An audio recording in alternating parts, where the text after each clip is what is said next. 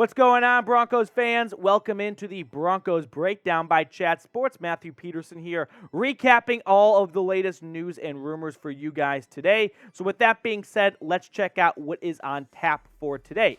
Could we see Denver, I'm going to put the term acquire out there, Dalvin Cook? Because I don't see him trading for him, and you can't sign him if he's not a free agent, but just overall acquire Dalvin Cook if he is signed or if he does become available, which he already is, for a trade. We're going to pursue that idea. Plus, ESPN dropped a new 3-round mock draft.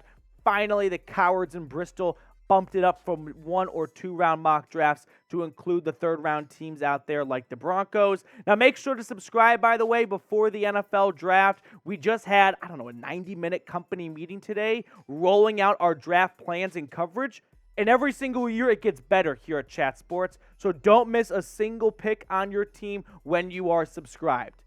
Now, let's talk about Dalvin Cook to lead the show off here. So he has been rumored to be a trade or cut candidate for the Vikings for honestly quite some time. Why? Because he carries a $14.1 million cap hit for this upcoming season and just an $8.2 million dead cap. So if the Vikings want to save some money and just overall don't see a future with Dalvin Cook and figure it's time to move on and in the process save $6 million, that's something they could get behind. Now, you got to remember that the current GM in Denver, George Paton, assisted in drafting Dalvin Cook. I don't know definitively if he was the leader behind that or if he was against that. I wasn't in the Vikings war room, but I can tell you this much. People are going to connect dots if Dalvin Cook is released by the Vikings. Well, George Paton drafted him in Minnesota. Shouldn't we bring him over to Mile High? Now, Dalvin Cook over the last 4 seasons, he's coming off what is a career low in yards per attempt last season, 4.4. It's weird. 1,100 yards and 8 touchdowns shouldn't scream, oh, this guy is a receding player, right? He's regressing. But quietly, look at Zeke's stats from last year. He had over 10 touchdowns, I believe, and over 1,000 yards. But no one felt like Zeke was Zeke last season. So where would Dalvin Cook fit in this depth chart here? You added Samaje Perine and Tony Jones in free agency. You cannot bank on Javonte Williams playing for much of next season.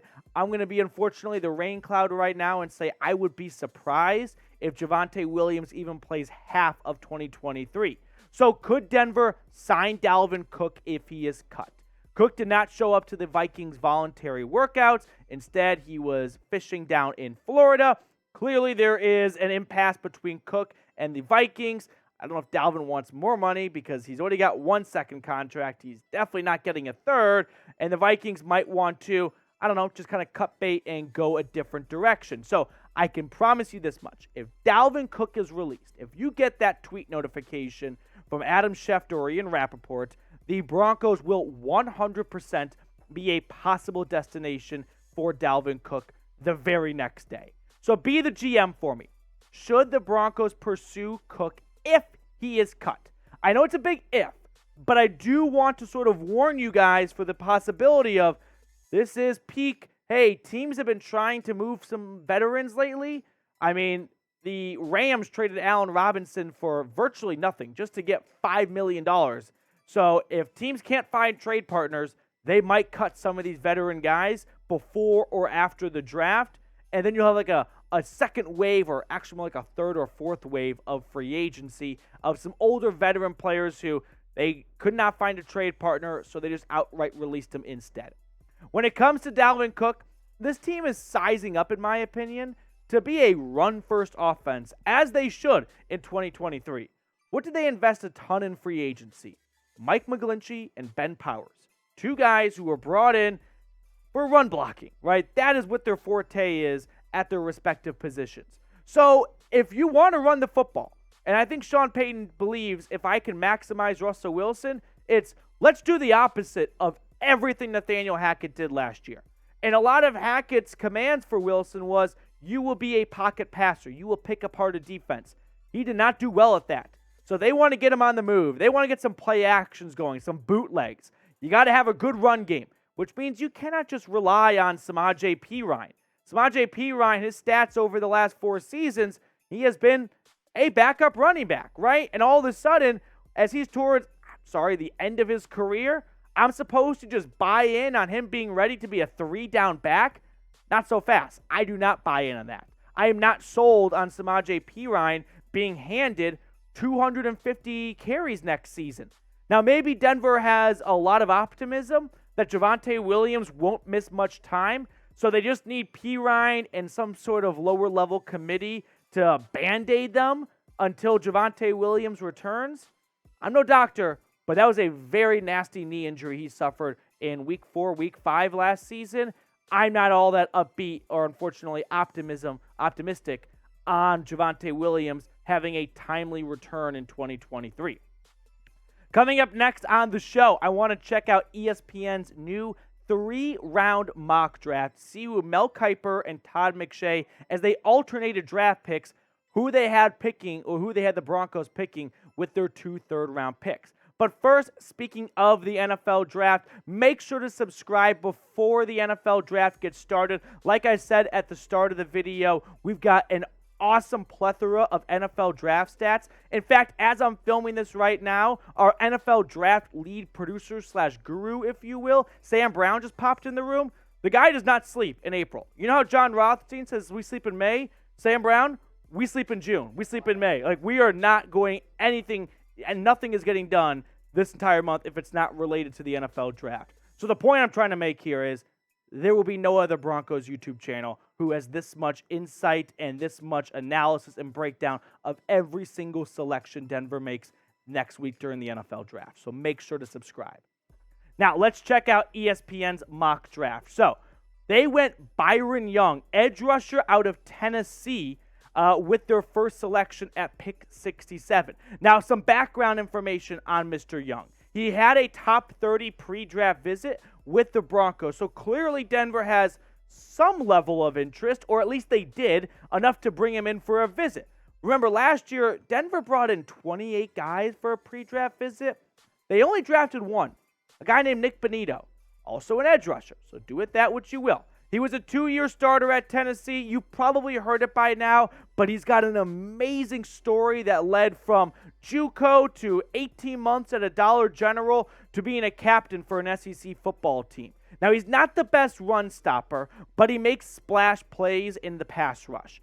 He's just got that instinct in him, right? He just has a knack for making plays.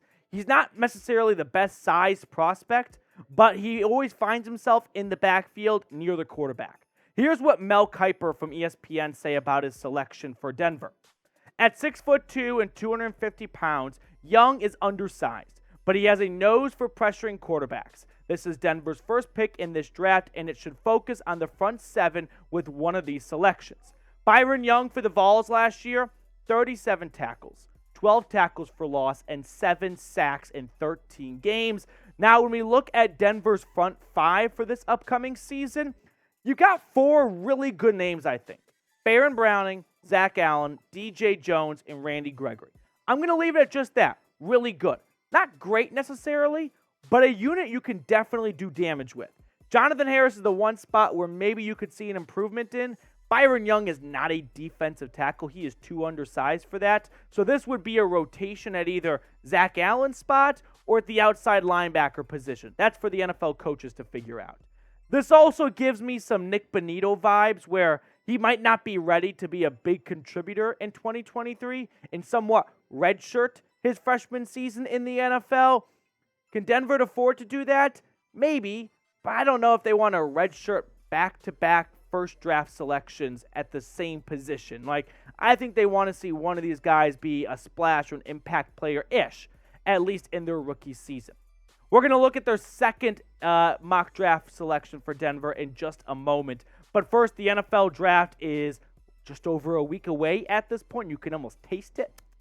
You can almost sense it, feel it, all that good stuff. So make sure you get the official Denver Broncos 2023 NFL Draft hat when you use our link, chatsports.com/Broncos Draft. It's in the comments and the description of today's video.